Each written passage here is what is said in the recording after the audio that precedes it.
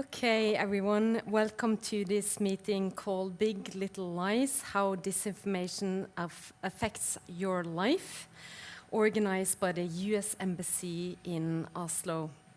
My name is Bente Kalsnes. I'm associate professor at the Christiania University College, and I'm going to moderate this panel today. The topic of disinformation and lies is of big interest to many people. And before we start, I wanted to note that the US Embassy in Oslo encourages and supports open, democratic, and free discussions, and the opinions expressed in the discussion belongs to speakers and do not represent the official policies of the US government. So why is disinformation and malign influence an important topic? It can impact decision-making, it can impact politics, it can impact election outcomes, and as we have seen lately, life and death during the COVID-19 crisis. And without reliable information, it will be hard for democracies to function. And the challenges that lies, disinformation, propaganda, and fake news represent for open societies have been recognized for several decades. In a column published for The Atlantic in 1919, Walter Lippmann set out a comprehensive view of the problems that propaganda pose for modern Western societies. Lippmann argued that the basic problem of democracy was to protect news, the source of public opinion, from the taint of propaganda, and no modern society lacking the wherewithal to detect lies could call itself free. But even though disinformation is a historic phenomenon, each new communication technologies allows for new ways to manipulate and amplify disinformation to people and societies. And following novel digital communication technologies requires new ways to tackle the challenges compared to earlier communication technologies. And lately, we've seen lots of discussions about different terms such as misinformation and disinformation. And misinformation, we can understand that as false or misleading information, but unintended. And disinformation is, can be defined as false or misleading information, but intended. But often it can be problematic to differentiate between these terms. And to help us sort out and dive more closely into these problematic terms and discuss some concrete examples, we have an excellent panel of experts. And I'll start with our panelist, Brett Schaefer, who is the Media and Digital Disinformation Fellow at the Alliance for Securing Democracy, which is part of the German Marshall Fund of the United States. And as an expert of computational propaganda, Brett has appeared in the New York Times, the USA Today, the Wall Street Journal, Los Angeles Times, and regularly been interviewed by NPR, PBS, and BBC Radio. Welcome, Brett. And we also have with us, thanks. And we also have with us Sarah Creeps, who's a professor of government and adjunct professor of law at Cornell University. And her teaching and research focus on the intersection of international politics, technology, and national security. And she has published 5 books, and most recently, the book Social Media International Relations is just released. Welcome, Sarah. Thank you. And lastly, we have Kristoffer Egeberg from Norway, who is the editor-in-chief of the Norwegian fact-checking website Faktisk.no. And he received the Scoop Award and later the International Reporters Journalism Award for the disclosure of sales of commissioned naval ships of the Royal Norwegian Navy to Nigerian paramilitary groups while working as a journalist for the newspaper Dagbladet. Welcome, Kristoffer. Thank you. And we have divided discussion into 3 parts, and we're going to start with the first part that we call Disinformation and International Relations. The second part is called the Exploitations of Information Systems, Amplification and Regulations. And the third part is hopefully a bit more optimistic. We've called it Detecting Disinformation, Fact-Checking and Free Speech. So first we go into the international relations part. And as many of you probably know, digital and social media have lowered the threshold for creating and circulating information. Are we seeing that democracies are getting more susceptible to online manipulation than non-democracies? I'll start out with you, Brett. Well, I think it sort of depends. Yes and no would be the answer. So I think non-democracies are probably better protected from external disinformation, but of course they're less protected from domestic disinformation. So if you look at the Chinese example, because of the Great Firewall, would be tough for the United States or any other actor to launch a disinformation campaign within China. But of course, the Chinese government launches disinformation campaigns against its own people. You see the same thing in Russia. I mean, the Internet Research Agency was set up initially to run propaganda disinformation campaigns against Russia. And then it turned externally. So I think to answer your question, yes, democracies are inherently vulnerable to disinformation because we have open information spaces. We want to kind of encourage free discussion, so that makes it easy for foreign actors, but also bad actors domestically to run disinformation campaigns because we have things in the United States like the First Amendment and free speech in Europe.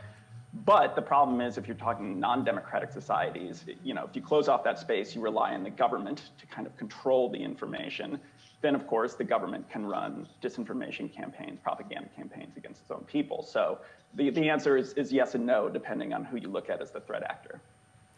And Sarah, what is your take on this question? You've recently written a book about social media and international relations.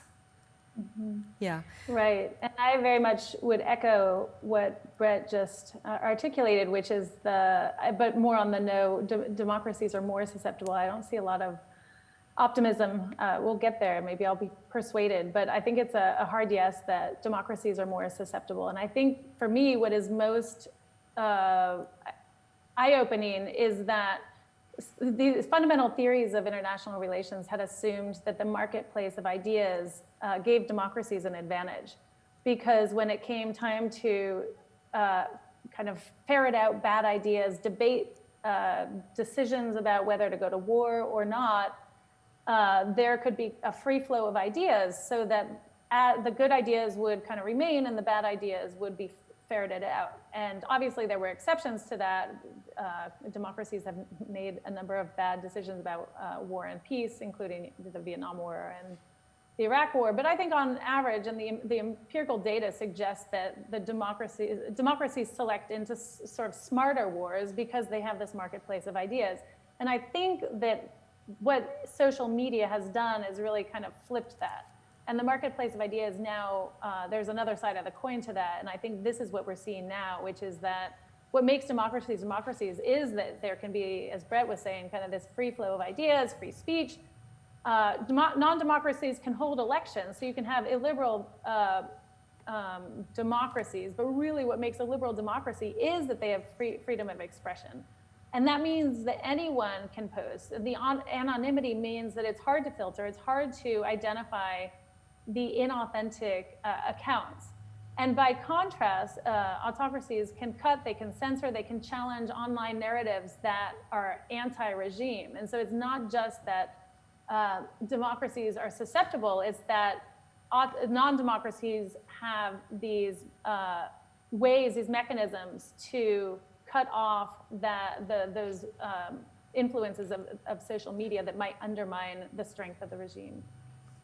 And you, Kristoffer, you're working as a fact-checker here in Norway. So what kind of tools do you have in order to fight online manipulation as a fact-checker in a liberal democracy? Yeah, exactly. And just to kind of again echo Brett and Sarah here. I mean, Norway is topping the list of freedom of speech, press freedom, and democracy, but still that gives a lot more democracy, a lot more freedom of speech, a lot more discussions and debates and politics to be gamed or be manipulated, because everyone has the possibility, and the tools that we use to fact check are the same tools that are weaponized by people who want to destroy or disturb the public discussion, to provide this information. It's so cheap, it's so fast, it's so easy to manipulate, and we see that it's really hard to keep up with tools and with methods to combat disinformation, and to kind of and I think it's for people also, because it's so intense, the whole social media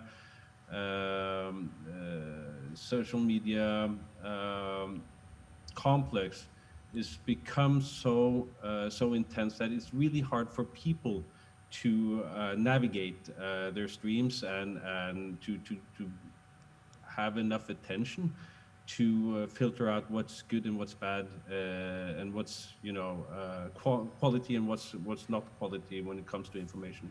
And I think a lot of what we see as disinformation could also be just misinformation or just malinformation. It's really hard to navigate the feed. And we know from the US election in 2016, the use of fake news and automated bots and other manipulation methods was used extensively. But we also seen that that's been used in other elections for the past few years, also in Venezuela, in the Philippines, in Turkey. Can you give some examples of some manipulation tactics or techniques you have seen in your work recently? Starting with you. Christopher? Yeah, I that even in the Norwegian election, we had several examples. We had one example in a town outside we had what we called Sørlandsnyhetene, a Facebook page which became quite notorious and famous in south of Norway, publishing really disinformation and attacks on local politicians, on local policy making, basically gaming the election in this town, just really upsetting the whole political climate with anonymous sources, with anonymous publishers, really doing a lot of what I would say, harm in the public discussion in this area.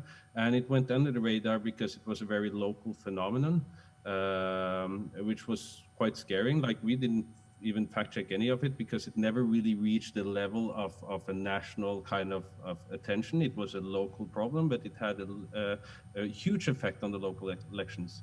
Also, we see how almost organized, like Twitter storms are attacking either individual politicians who's been pressured out of politics because they can't, they don't really want to do it anymore. They feel threatened, or they feel that it's not worth the effort to do local politics. And we see that also on a national level, and how more or less kind of organized disinformation campaigns or storms, attacks, or builds a lot of pressure on different topics, which maybe is not that big outside the social media world, but it feels like really intense, and it feels really organized, and it afflicts politics directly. Mm. What about you, Brett? Can you talk about some of the examples you have been looking at in your work?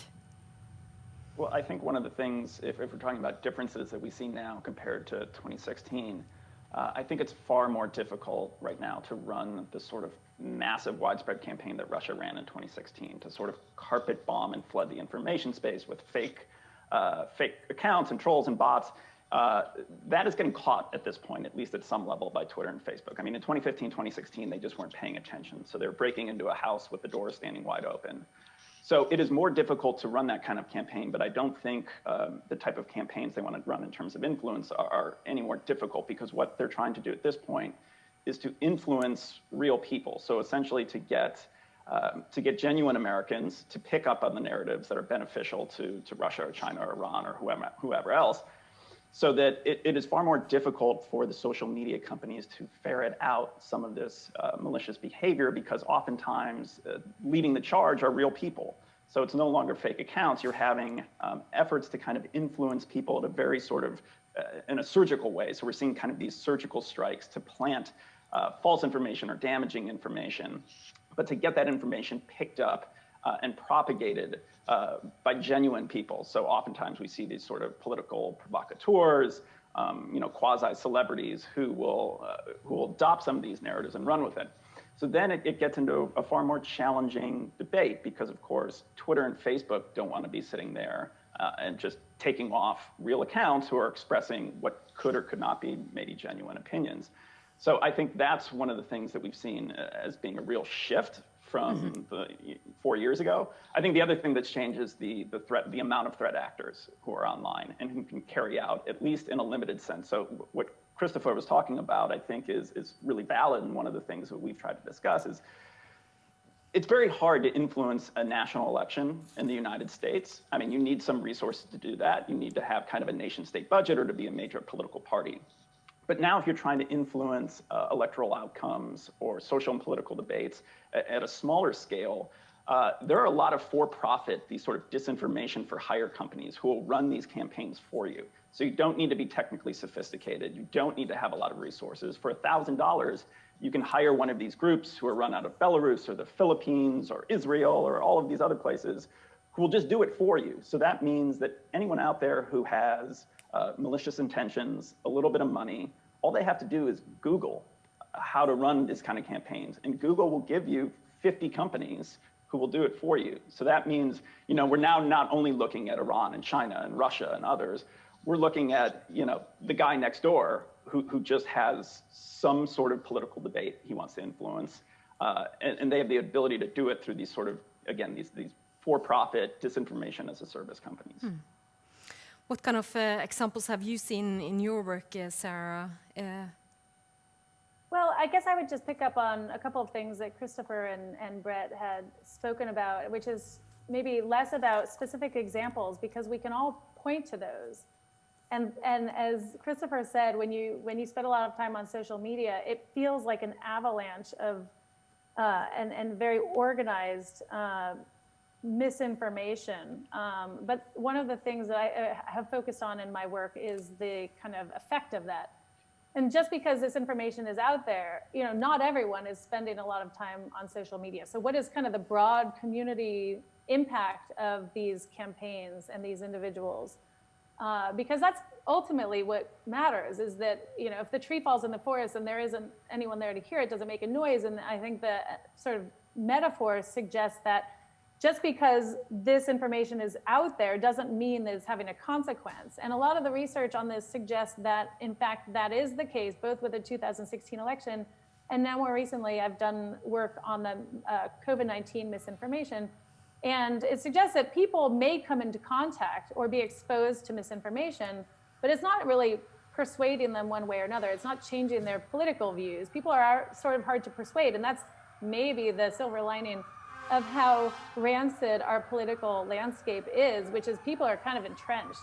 And that is what makes it ripe and fertile for these kinds of actors to come in and kind of pick off these actors who are already kind of radicalized at the fringe of the political continuum. But it does mean that it is harder to change people's views. And so the research tends to suggest that people aren't, maybe they're aware of this misinformation, but it's not changing their views necessarily. And one of the reasons is that people are selecting into their media of choice that kind of is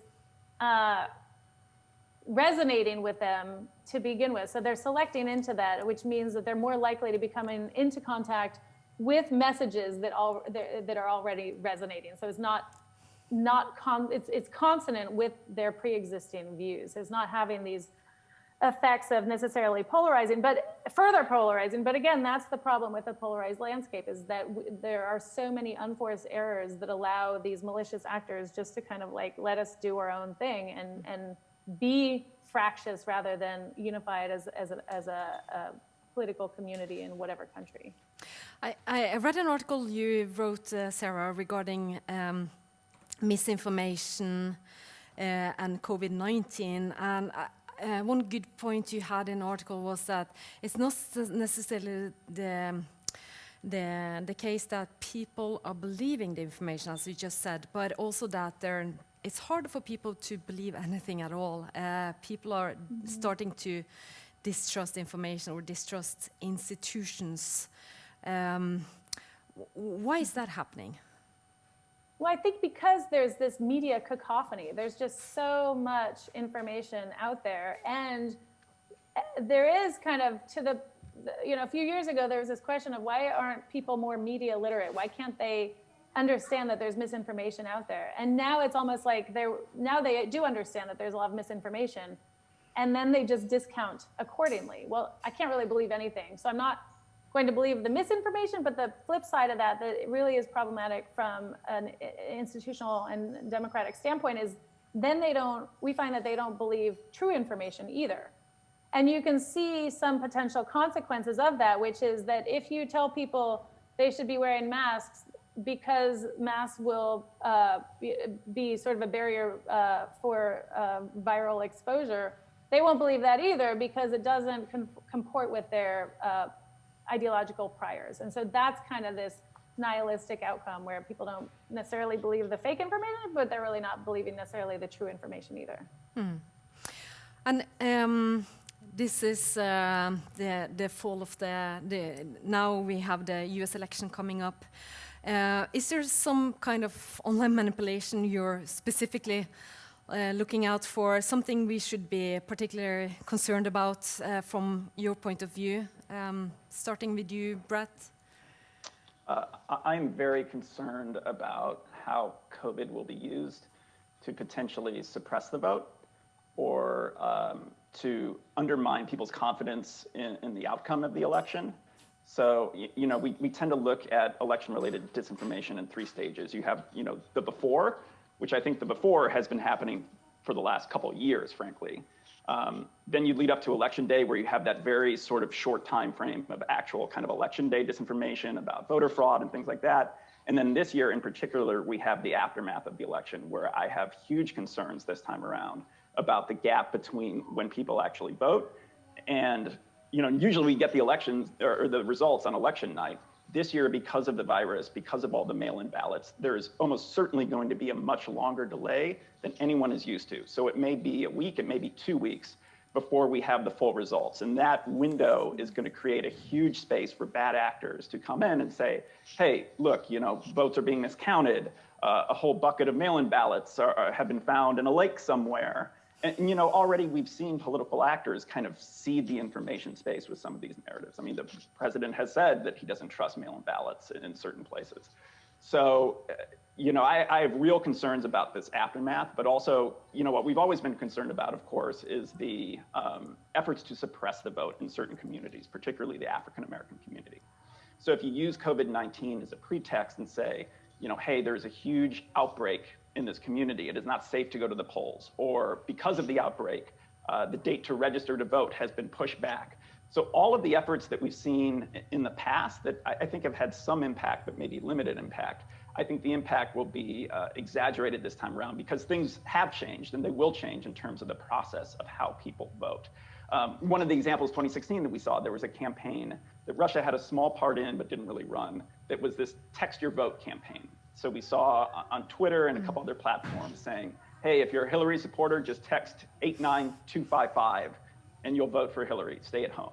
I don't think that really worked in 2016, but in 2020, where you're being told that you should vote from home and that there are sort of alternative voting methods, I think that's going to create a huge opportunity for bad actors, mainly domestic. I'm way more concerned about domestic bad actors than foreign, to put out these very targeted campaigns to try to suppress the vote in certain communities.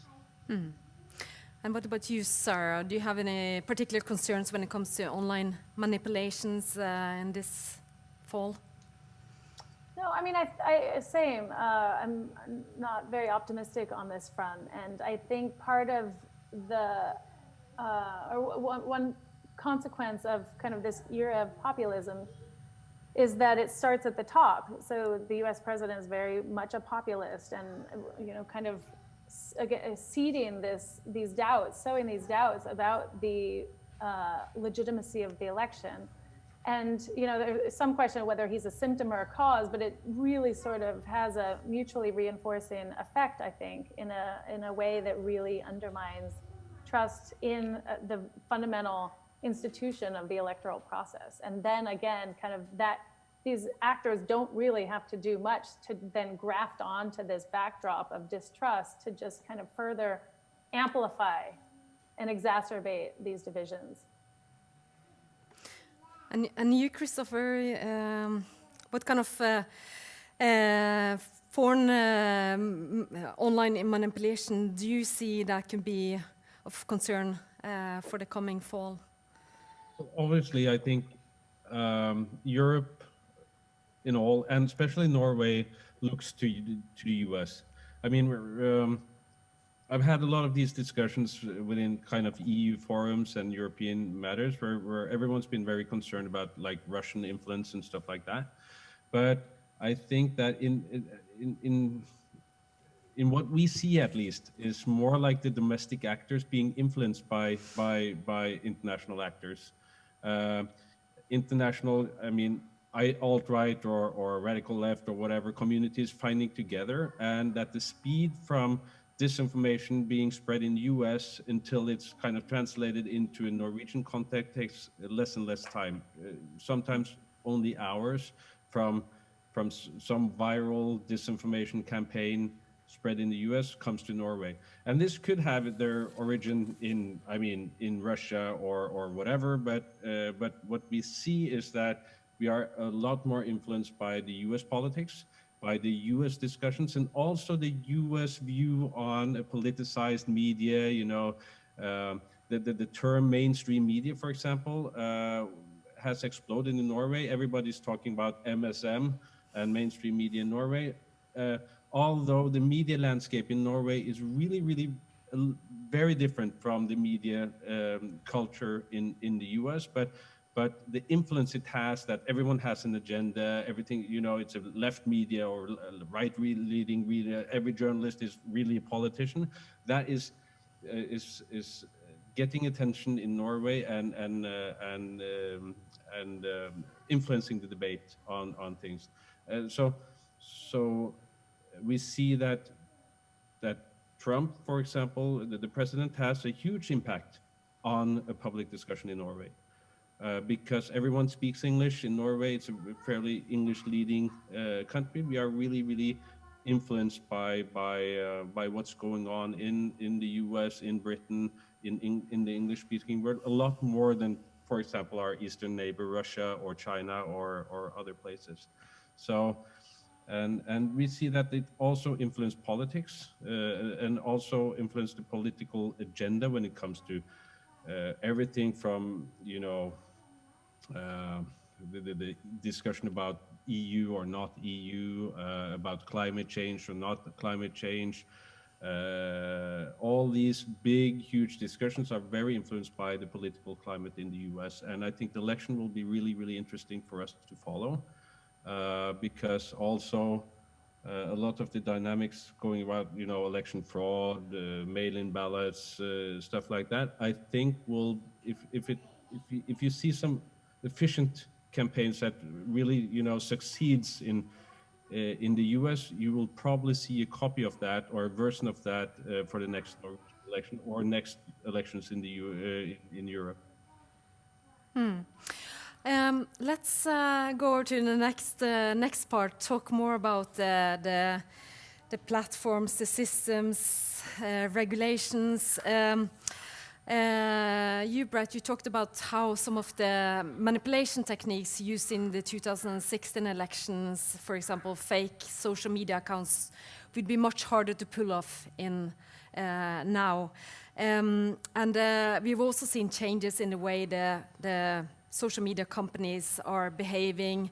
In 2016, Mark Zuckerberg said it was a crazy idea that that fake news had influenced the election anyway, but lately he has admitted that Facebook has a greater responsibility to the public. When it comes to amplification of misinformation or disinformation, what kind of responsibilities do the platform companies such as Facebook, Twitter, YouTube, Reddit have? We can also have a discussion about TikTok, the Chinese company.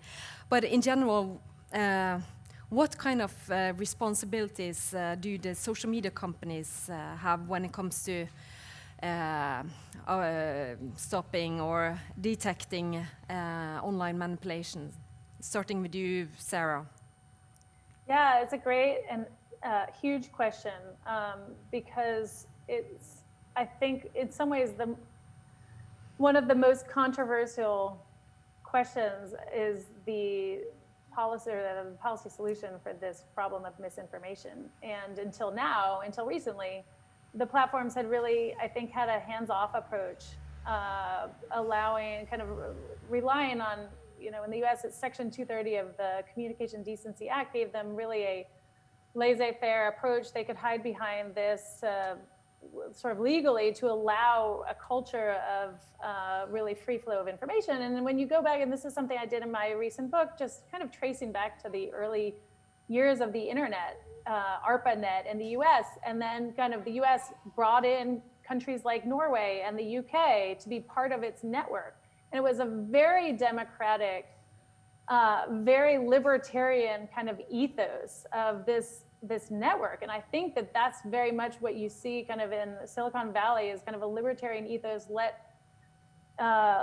free speech be. But I think what started to happen, and I think this was really this moment, with the 2016 election, and then Zuckerberg testifying about kind of the business model of Facebook, really calling these social media platforms to task in terms of what they were allowing on their platforms. And so they started, I think there was much more of a scrutiny in terms of these platforms really almost being the arbiters of the line between free speech and hate speech, which is in some ways a kind of dangerous world to be in, where you're taking this public space and outsourcing the regulation of a public space to private firms that then are further outsourcing to their advertisers, essentially, on really fundamental questions that, the US Supreme Court has ruled very close cases on what is that line between free and hate speech. And so now these social media platforms are trying to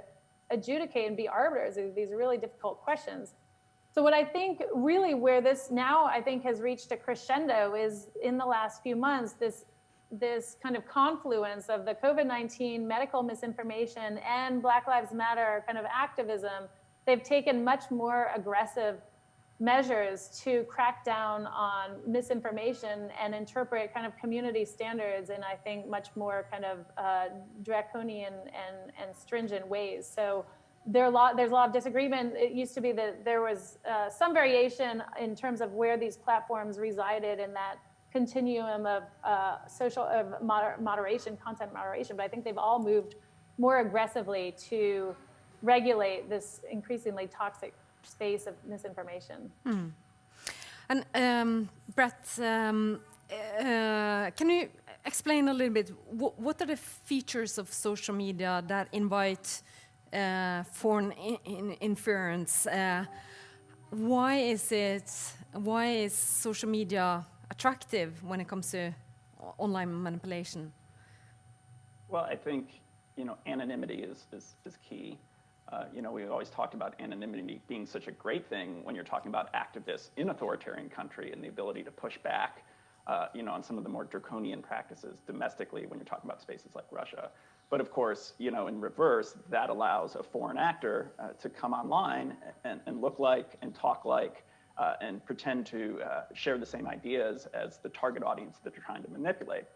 So again, going back to 2016, I mean, we were seeing Russian actors in St. Petersburg presenting themselves as African-American activists, and to be able to embed themselves in these communities in ways that you, of course, just could not do offline. I mean, you wouldn't get, a Russian guy from St. Petersburg who could go to a meeting, in Detroit or Chicago and somehow present themselves as like a genuine activist and try to manipulate conversations there.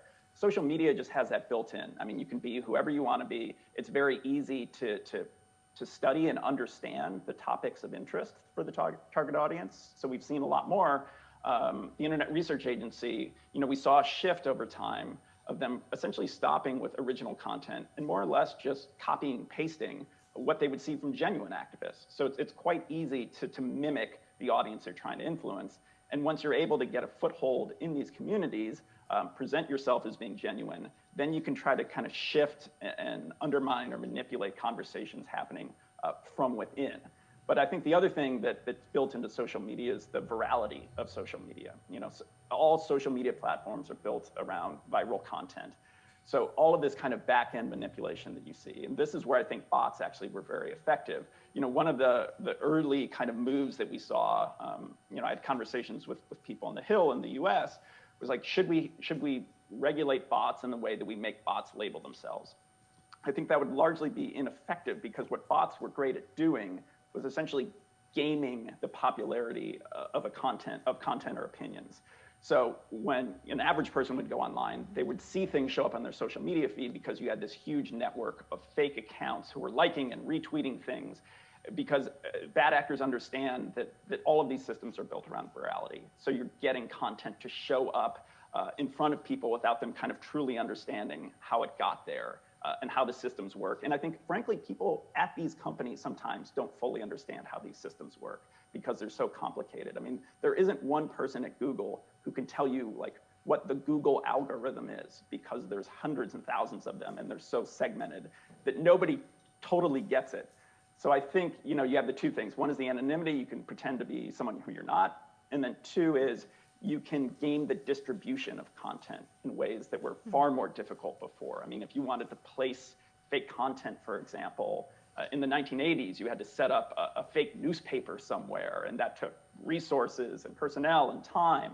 Now you just put up a blog post. I mean, it costs almost nothing, and you can start the process of placing these false narratives into social media, and then again, just letting genuine people do the work of spreading it for you. And Christopher, your work as a fact checker is closely intertwined with social media platforms. How are these platforms impacting your work, trying to detect online manipulation? Well, I mean, to be frank, Facebook, Twitter, Instagram, that's where the public discussion goes. That's where people get their news. That's where everyone gets their information today, at least in open democracies like ours. And just to follow up on Brett, it's so easy to game. And that's where I think that's a big problem, because the perception that there's any kind of free speech on these platforms are as fake news, because it's manipulated by the algorithm. It's angry faces. It's actually, what I would say, in lack of words, it's kind of an enemy of facts, because facts are boring, so they will never get the virality as feelings. They promote feelings. The stronger the feelings, the stronger the opinion, the more radical views you have, the more attention it will get, the more spread it will have, and the more kind of virality it will build. And it will build a perception that, why is everybody talking about this? Why is everybody talking about cancel culture suddenly? Is this something, why is everybody talking about windmills in Norway? Why is everybody talking, is this something I missed out? Because everyone's talking about it. It's not everyone. It's like maybe 1,000 in a population of 5 million. But it seems like everyone in my feed is talking about it, because the algorithm emphasize it, and it amplifies feelings, and that's where it's easy to put in, that's where they are gaming the disinformation, because it basically builds on conspiracies, it builds on feelings, it builds on strong opinions, and also this is not new, and I think this is where, let's say, traditional media has contributed to this kind of distribution by, well, to compare with Norway. I've worked a long time in one of the largest Norwegian tabloids, and obviously, because of this, how the social media works, it's been a tradition to more and more promote opinion pieces, commentary stuff, and editorials, because this is what gets viral on Facebook. And this, I think, also contributes for people to believe that, because news is not viral, the only thing they get in the feed from traditional media are often, strong opinion pieces, chronicles, and stuff like that, which is not really news, but it gives the impression that the only thing the media is interested in is opinions and agendas and polarized discussions, while the news gets a lot lesser reach, if you get my meaning here, on social media. And this is also gained by the people spreading disinformation. They tap into people's feelings and not the logic. So facts are actually not prioritized in these algorithms. And we are part of the Facebook third-party fact-checking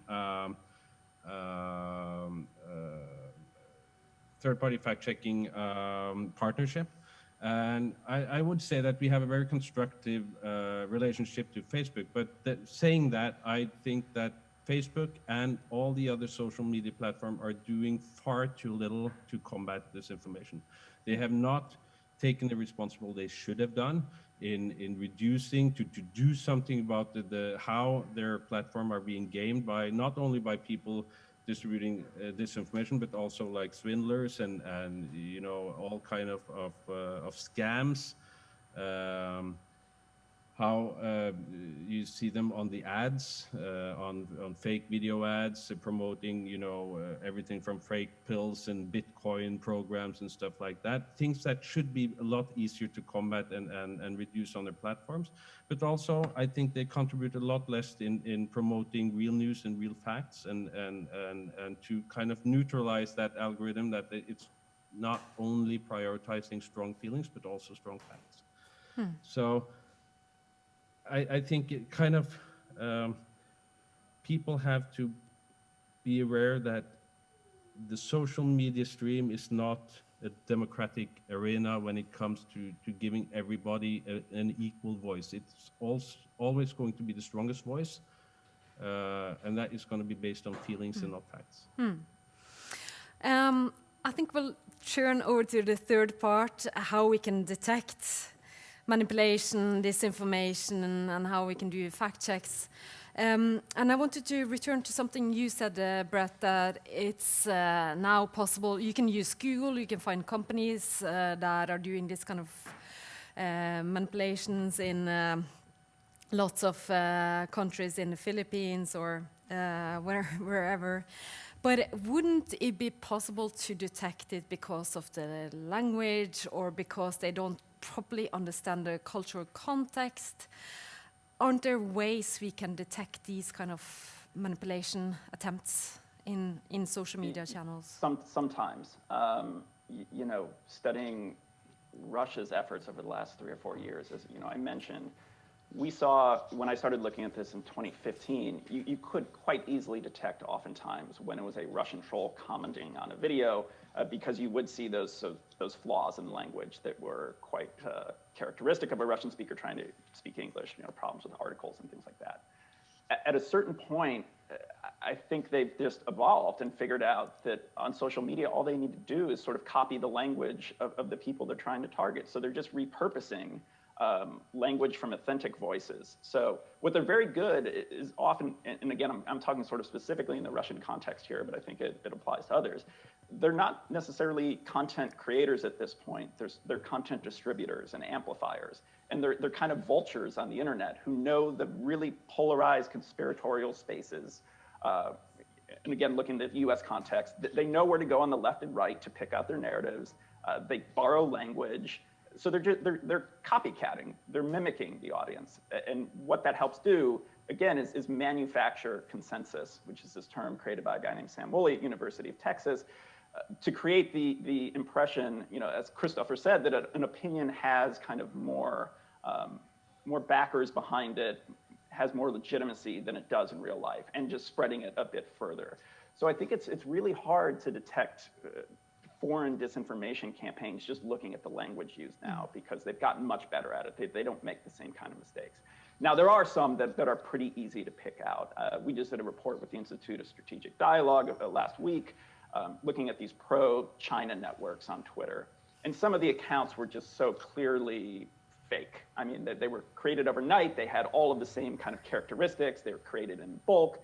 But that's honestly something that really the platforms need to be on the front line to detect, because for us who are just looking kind of in the open source, it's very hard to see, unless you kind of know where to look, that kind of clear manipulation in terms of behavior. And this is where I think Facebook has been pretty good at looking at behavioral characteristics, as opposed to the content, the language. So, they're able to see things that we're not, in terms of like, are a bunch of accounts being registered to a similar cell phone number?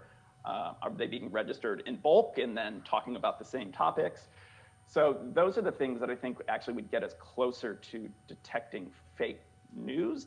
So fake news is the wrong term, fake behavior, because you really then get to some of the characteristics of the actors, the tactics and techniques that they're using, as opposed to just trying to look at it on a content by content basis, which I think is really, really tough, because for the most part, they are adopting narratives from real people in whatever community they're trying to influence.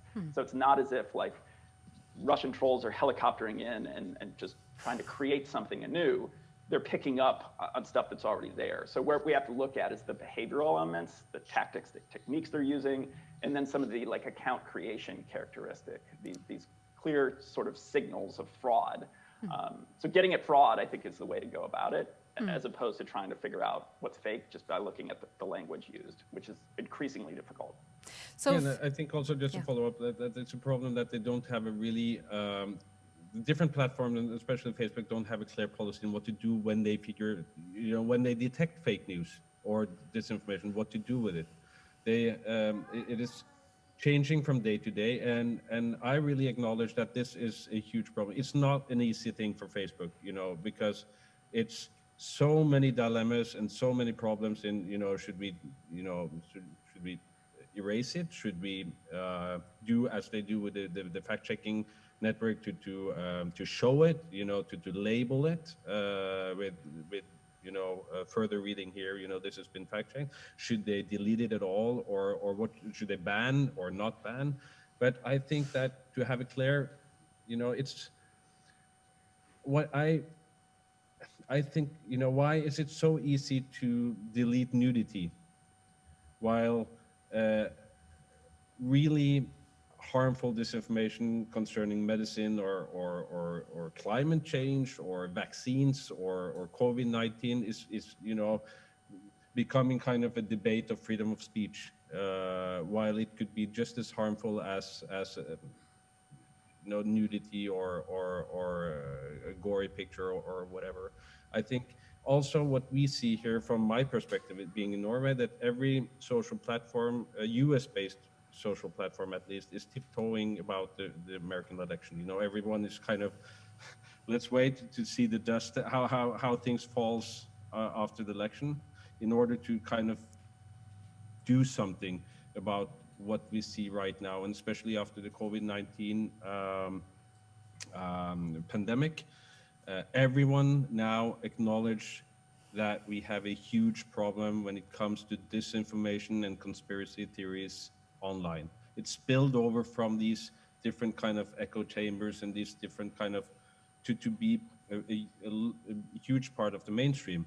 And now everyone is waiting for someone to do something about it, and you have kind of this intern war where Twitter is doing something, and oh, we deleted this post and we've done this, and they're changing policies from day to day. But what I think is we need to have a big discussion with these platforms, how to move forward in order to have a comprehensive approach in reducing misinformation in the feed, and also emphasizing, people to educate people, I think, in how to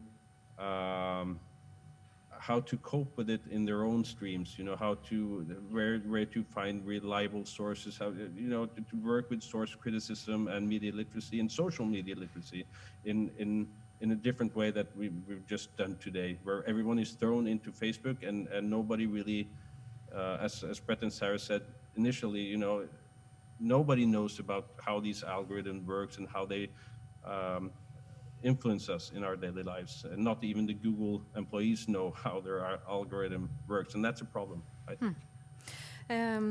Sarah, I'm not sure if you have been looking into this, but if I, as a social media user, would go out and try to detect a troll account or a bot on Twitter, what are some of the characteristics I should look for? How can I detect a fake Twitter bot? Well, so I wanted to just make two comments on that, maybe second, and take a step back and talk about content moderation. I agree with Christopher that there needs to be more effort and a more systematic effort, and that's something that Zuckerberg talked about. Well, our business model, everything is free, so we need to make money, and so the incentives are aligned, unfortunately, to allow viral content to persevere. But I guess on that question, I mean, I understand algorithms can easily figure out nudity. But I think this question that you say is very clear-cut on conspiracies and misinformation is much murkier. So I taught a class in the spring on tech policy. So I had 15 students. I gave them 10 different kind of conspiracy theories on a continuum, climate change, and I picked 10 along those lines where it kind of could go either way. And I was astonished by how much variation within a class of Cornell seniors, how much disagreement there was. And it actually led, then we discussed it the next day, it led to an extremely acrimonious, like the most acrimonious I'd had in my 12 years of teaching, discussion about free speech and content moderation. So these are, I think, much harder. So some people had the view that this should, even if it's not particularly correct, but that there should be some space for certain opinions to be available online. And so I guess I would just push back a little bit on this being really clear-cut, because I think it's a much harder question than that. Yeah. And then the second point is about how to detect this. And I think this is something, in the Senate report, Senate Intelligence Committee that investigated and published hundreds of pages from its investigation of the 2016 election. One of their takeaways, this part they said that was not redacted, was that these malicious actors would be evolving in their tactics and engage in increasingly sophisticated techniques. And that's something that Brett had alluded to. It used to be that they would try to generate original content, but that was just so easily detected. But so cutting and pasting, though, has its own perils, which is that can be filtered as, either plagiarism or, hey, we've seen this content. That can be picked up as well. But the part about the increasingly sophisticated techniques, I think, is really important because it engages with these evolving technologies. And so AI, and I've been working with a group on this right now with OpenAI too, because they have been producing these really sophisticated, really powerful text prediction models. And what we see is that for the person at the Internet Research Agency who wants to generate kind of original content, they can put in some kernels of original content, and then this just generates endless amounts of new content that you can't identify. And my research shows that this synthetic output is indistinguishable from original content that they might bring in from either the New York Times or from The Nation or Breitbart or something on the right or the left. So I think that this is part of the cat and mouse game, is that we got better at seeing that these Russian memes were leaving out important articles that a native English speaker would just laugh at. They got better at that, and then we figured out how to address their improvements. And so it really is a measure countermeasure, and I think right now they have the upper hand because they are evolving a little bit faster, and then we have to play this catch-up game.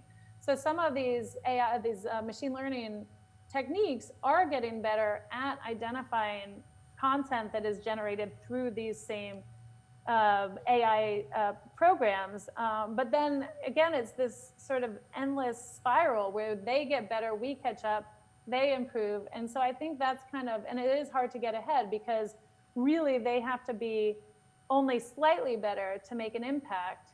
And we're, I think, perennially in a reactive position of figuring out kind of what their move is and then having to respond to that. Mm. And for ordinary people consuming news online and particularly on social media, what should they look for when they're consuming different kind of information from different kind of sources? How can they detect if this is fake news? Starting with you, Brett, what should they look out for? I mean, I would go to the credibility of the source. If it's a known source, if it's a known person, it doesn't necessarily mean they're right or they're accurate, but you at least know where it's coming from, and you can judge the biases that are inherent in everything that comes out in the media. So, I think it's harder to do, again, on a content-by-content basis. I mean, look, if you're seeing a piece of information about something happening in Syria, you've never been to Syria, you have no contacts there, you don't speak the language, I think it's really hard for the average person to detect whether or not what you're seeing is true. But you can at least go back to the source and know, the source's track record of putting out credible information. Are they adhering to kind of basic journalistic principles? Is there an actual author that you can go to here? So that's very imperfect because, of course, a lot of disinformation sites are run by real people and they look to be credible, information outlets. But that would be the kind of number one thing that I would tell information consumers to look to, is just understand the source and then triangulate it. Like, see if that's being published elsewhere. Who else has talked about it? Is it only being talked about in sort of far right or far left circles? So always look to kind of multiple sources and who is behind the source. Go to the About Us page, see who's financing them if you can figure that out. Of course, most of the disinformation operations try to obfuscate that. But that would be my number one kind of trick, because I think trying to figure out if an individual piece is fake news, particularly if it's talking about a part of the world or a topic you're not familiar with. That's why I think COVID is a great, I use the word great loosely, a very dangerous topic, because most people are not medical experts. So they have to rely on other people. So it's always just going back to the source of information rather than trying to look at the information itself and figure out if it's true or false. What is your best advice, Sarah? Well, so no, I agree that this is, this is why these platforms like Google started to pretty early on with COVID, because people didn't have a lot of analytical or medical priors on what might be real fake news. And so that was really perilous because people aren't epidemiologists. So Google would privilege, the World Health Organization and the CDC and the New York Department of Health at the top of its page. So when I was running a study on COVID-19 misinformation, I was trying to find the original source for that 5G conspiracy theory that 5G was causing, these towers were causing COVID. I couldn't find it. It was literally, Google literally makes it impossible to find that story now. So coming back to that question of what can these platforms do, I mean, taking measures like that, I think is an important part of that. One thing, again, coming back to my research on these texts, how readers, whether they can perceive real text from synthetic text, we asked open-ended questions. So why did you think this was credible or not credible? And people are just, they take a lot of cognitive shortcuts. So they'll say things like, well, the article cited sources. Or it cited leaders' names. And they, in some of these cases, especially sort of the bad outputs, these leaders' names are wrong. So there will be subtle inaccuracies. And so one of the other parts of this social media literacy, I think, has to be people should be, frankly, less lazy. They need to kind of consume the news and kind of think about what they're consuming. If it doesn't, they shouldn't just sort of take a source as the hallmark of credibility. They need to kind of think about what they're reading and think about what else they might know about it. And again, that's why when one of these studies we did was on North Korea, well, a lot of people just don't know a lot about North Korea. So you can bring in some kind of Korean sounding name and people won't know whether that's true or not. And so I think that's where kind of a new topic like COVID-19, again, became very ripe for misinformation, and where these social media platforms, I think, were correct in stepping in and trying to almost arbitrate and kind of structure the way in which people were able to consume this information. And you, Christopher, what's your advice for detecting online manipulation?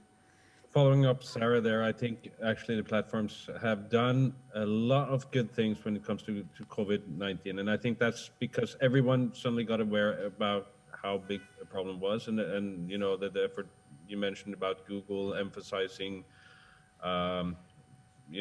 credible public information, etc., has been really, really important. And it's those kind of crises we also see traditionally, that people tend to go to traditional reliable sources for information, and happily we've seen that in Norway as well, that people tend to go to traditional news channels and people they trust. And what Brett said about, I think you could call it lateral reading. I think that's the term now. Lateral reading, really go to the source. What's the source? Where is it a credible source? What do other people write about this source? Has anybody else written about this news? The first thing we, as fact checkers, look for, because it's important in fact checking not to give oxygen to fake news that nobody really have seen. That would be waste of resources, and also giving oxygen to something that really, giving attention to something that nobody has read already. So what we look for is angry faces, for example, which is bringing the most strong feeling. And that is what people, the public, if you get a piece of news that really gives you a strong reaction, you should be extra attentive in, okay, why, if this brings me a strong feeling, why is this so engaging? Is this a real news source? Who has written about it? Is it a real news site? Has anybody else written about this really, really, shocking news? If nobody else has written about this, is it really real? Why has nobody, to ask all these questions. Another thing is that Google and other web tools gives everyone today an amazing toolkit in being their own kind of investigative fact checker, to learn easy skills like Googling, like a little more advanced Googling, to when was this published first, to do a reverse image search. A lot of fake news is literally 2 seconds away from being exposed by everyone if you do a reverse image search or a Google on the source, and it's fun, to as both Brett and Sarah's talking about, to especially Sarah, to actually read the story, to go past the headline, to actually read what is this story about, to research a little more, to give the attention to the news that you follow, and not only like swiping through your feed and without giving what you see attention enough to actually go behind the headline and do a little research. Is this really real? And I think waking the kind of detective in everyone to make people curious about how news works, to make people curious. Why is this in my feed? Why do I get this? Is this a promoted post or whatever? To make people curious is kind of the key to protect yourself against fake news. Okay, thanks. And we're soon going to conclude this panel, but we got a few questions from our Zoom audience, and one of the questions is about age of the users. Can the speakers say something about what they think about youth and whether they think youth and also older people are more vulnerable group? And do you have any examples of whether youth have shown interest and ability in fact-checking or combating misinformation? Who wants to start?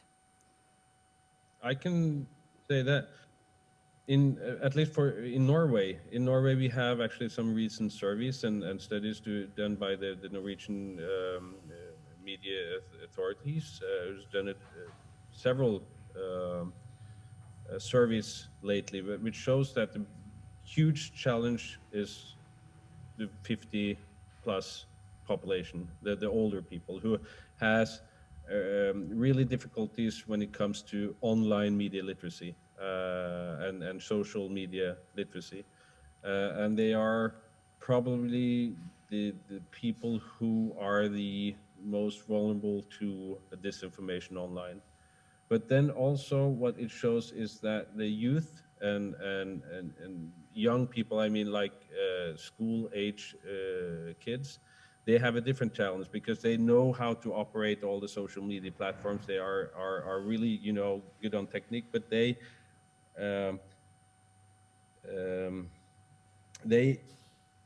are brought up in an online community where disinformation and manipulating everything from filters and pictures and everything is like just blurry, and they don't have they're not kind of brought up in the traditional media universe where they know the difference from a newspaper or blog or really care so much about where the sources are, if it's a genuine journalist or if it's a blogger or if it's a alternative news site or it's a whatever. And also the media literacy when it comes to if it's an ad or an article or all these kind of terms that I think for the population, the older population is kind of public knowledge, but for the youth today is not really important and they don't really care so much. What these surveys show is that a lot of children, they can detect fake news or they can suspect fake news, but they share it anyway because it's cool, they don't care. And I think that's a challenge when they don't care and the older people don't recognize it. Sarah, does age matter? Right. So it's an interesting question. I would say it depends because so what we found in our COVID-19 misinformation study is that one of the best predictors of whether you believe the fake news on COVID-19 was social media use. And we know that younger people are more likely to use social media. But then to Christopher's point, controlling for the amount of social media use, it is also the case that older people maybe are on social media less, but then when they do see something on social media, they're really bad at adjudicating. They're just less exposed. And so I think it can cut in slightly different ways, but it's clear that social media use is something that contributes to this kind of phenomenon of just, the cacophony of information. And it's this, like someone was just saying about the swiping, but you're just kind of scrolling through and you're not carefully scrutinizing and adjudicating what's true versus not. And then I think these younger people will just sort of forward things because it's funny, but then once you kind of go downstream a little bit, maybe the original person knew that this was just funny, and then you get downstream and suddenly someone is starting to believe it. And I think this kind of fluency thesis suggests that the more exposed to an idea you are over time, the more likely you are to believe it. So as you say, even at sort of an innocuous first share that can then spiral leads to this kind of fluency of an idea that becomes kind of pernicious in its outcome. What about you, Brett? What's your take on this? So I would echo what others have said, but I would just add the point of the challenge of actually conducting media and digital literacy with people who are not of school age.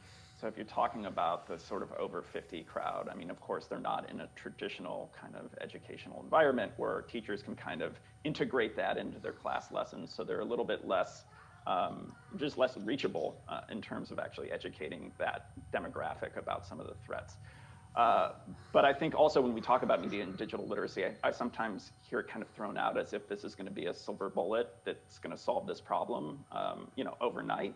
I've never really heard a media or digital literacy program that, you can do it for 2 hours and all of a sudden you come out the other side and you're sort of protected. I think we have to look at media and digital literacy as sort of a 20-year kind of solution that you start very early in the education system. I mean, baking that in so that as the technology changes, you have this sort of new generation who's just sort of better aware of some of these things. But I would just add my skepticism of media and digital literacy being a fix, at least an overnight fix. One, because I don't think you're going to be able to educate groups that aren't in the education system anymore. And two, I think it's something that takes a very long time to kind of build into people so that they kind of, intuitively can kind of suss out when something doesn't seem right, doesn't smell right, doesn't look right. So that's the only thing I would add is just I think this is a long-term fix, but it's not something that's going to fix the problem overnight. Great.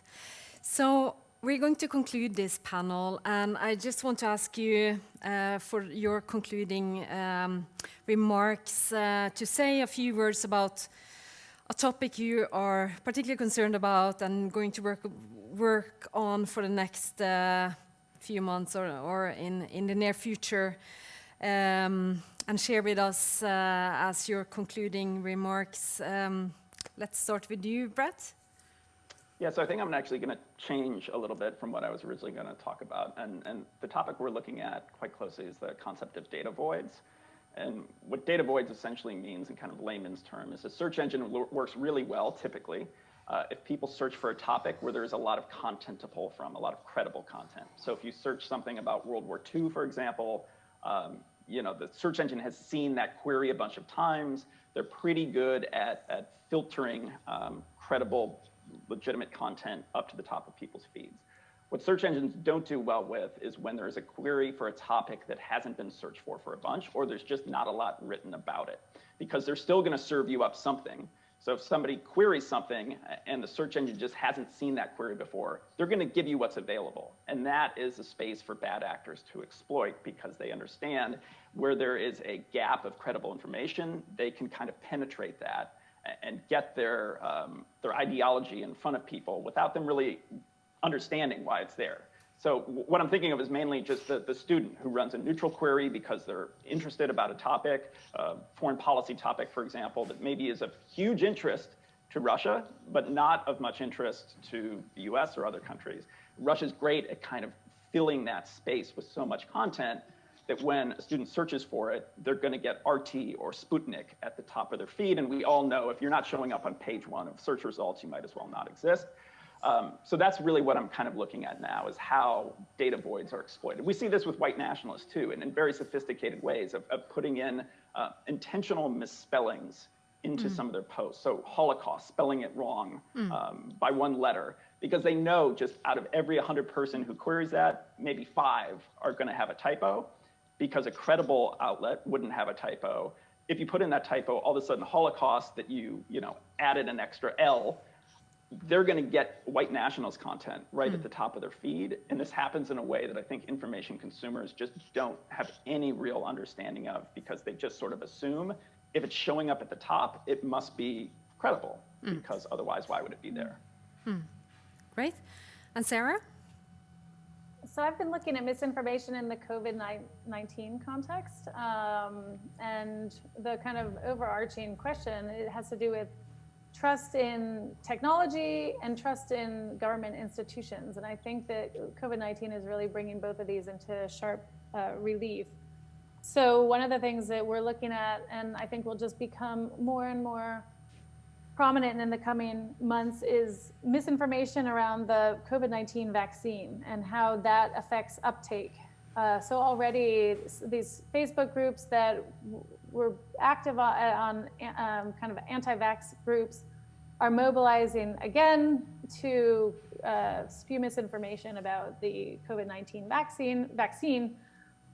And so it's what we're looking at is people's understanding of the safety of the vaccine, how it affects their willingness to take the vaccine, their exposure to social media, and these kind of anti-vaccine conspiracies. So that's one. Another is confidence in science and the policy process. So there's suddenly, there's been so much epidemiology in the mainstream political discourse. So these models, these epidemiology models, that I think have become a way in which actors, including in, I've seen this from Chinese Twitter accounts about how these models have been so fallacious, and that being used to kind of undermine confidence in science, confidence in the policy process, when in fact, that's part of what scientific models are just based on uncertainty. They're based on assumptions for which we don't have complete data. And part of that, I think, is about incumbent upon the media to be speaking about the science of COVID in much more kind of contingent ways rather than these deterministic ways that I think we've seen quite a bit of in the last few months. So confidence and use of models in the science, the policy process. And then the last, I've been working on digital contact tracing apps, and that is, again, at that intersection of technology and government institutions. And questions of public health surveillance, whether it's the digital contact tracing apps, conventional contact tracing, which now people have become increasingly wary of because it means giving up information about their contacts.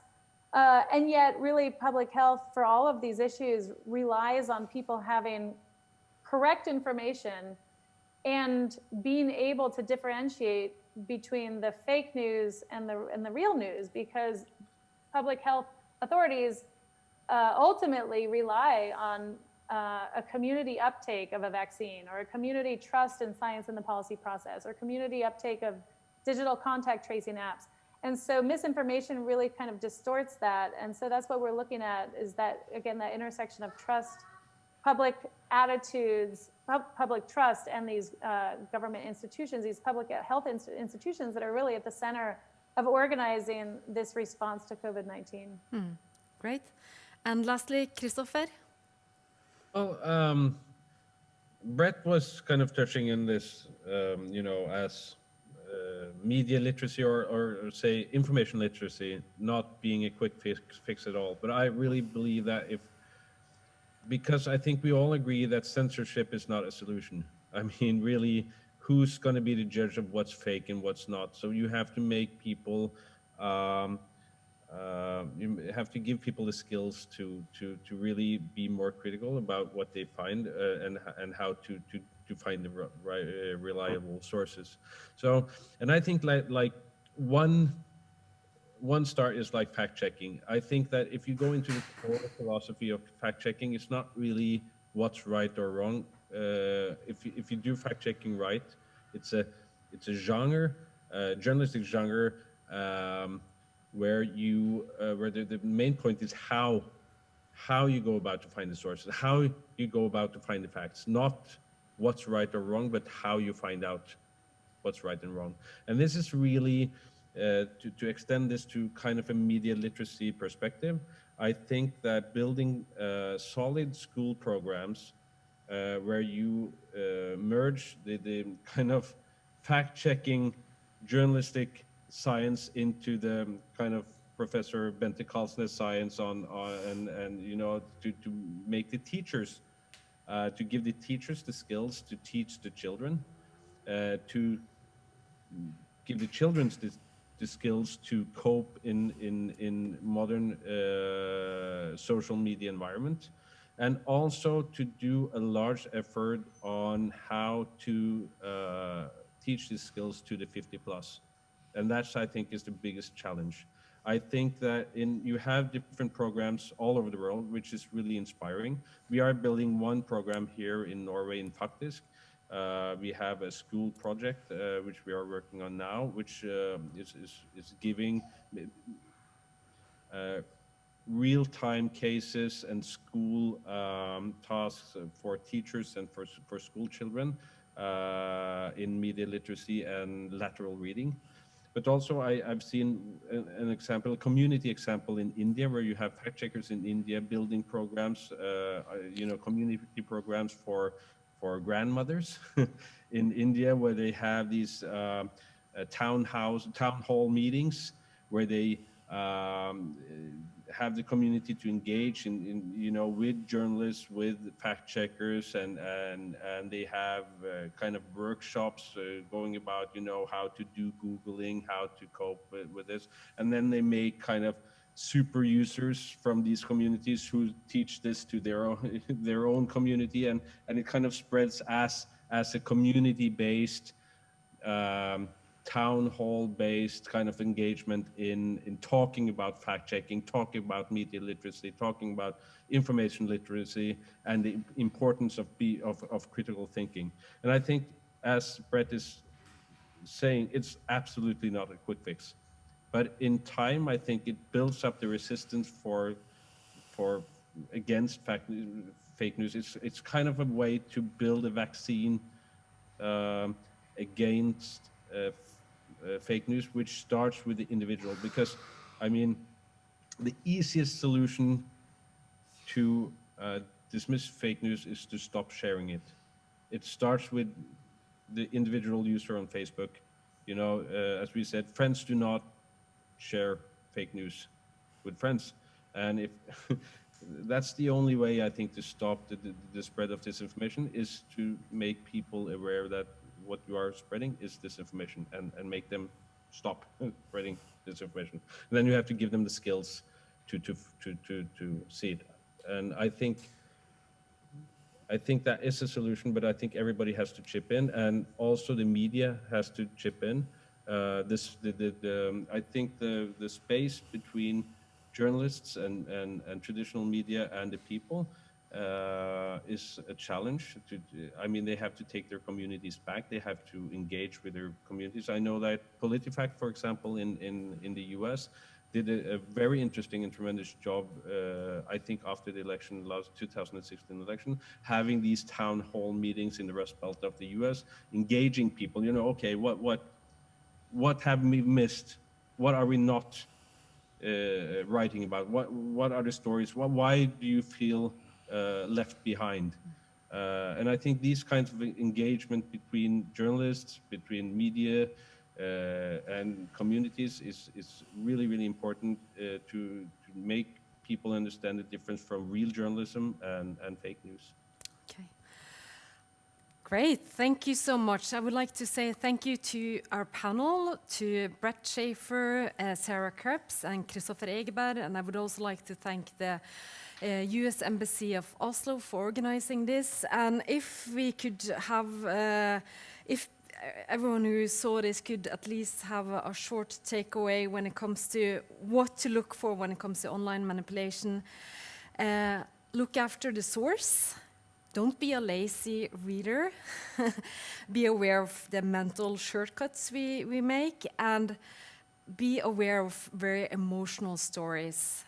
Don't share them immediately. So I would like to thank all of you for sharing your knowledge and experience with us today, and thanks for today.